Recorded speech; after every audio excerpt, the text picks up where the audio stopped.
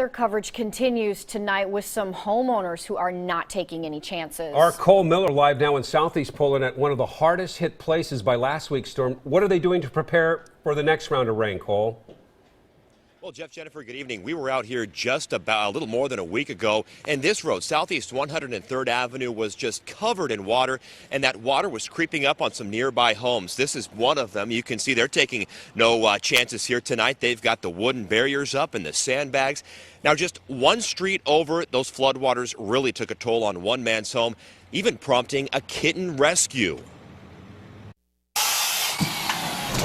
Just a week ago, it was all hands on deck. As everybody does, we do the best we can. This family was making barriers and sandbagging around their home as water crept down Southeast 103rd Avenue from a flooded Foster, Johnson Creek, not too far away. It caught cars and people in a lot of water. And here's how it looks tonight. And at that same home, things are dry. The water didn't make it in. Those sandbags, though, still on standby. But one street over, it was a much different story. Within an hour, and it got up to about 3-4 feet deep. I would say about right here, in that area. Dennis Steele had and still has a real mess on his hands. If you had to guess, what kind of damage are you looking at dollar-wise?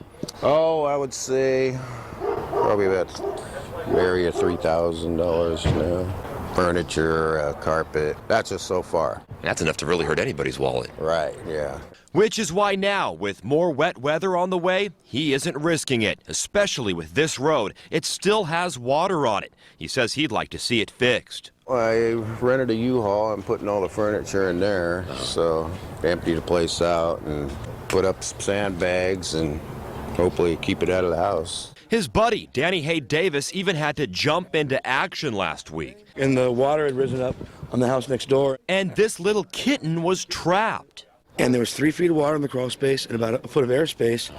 And this cat was still in there. This one was just terrified and, just shaken. This time around, the two are hoping there won't be any more rescues or torn up carpet, hoping luck is on their side. At some point, do you just cross your fingers? Pretty much. Just sit back and watch what happens. And back out here live tonight, this street not too far from Johnson Creek. And earlier tonight, we did drive a little closer to the creek near Bell Avenue. That's always a problem. Homes there still have those sandbags in place just in case the creek does rise. As always, we are going to track this storm for you and any flooding it may bring. Live tonight in Southeast Portland, Cole Miller, KOIN 6 News.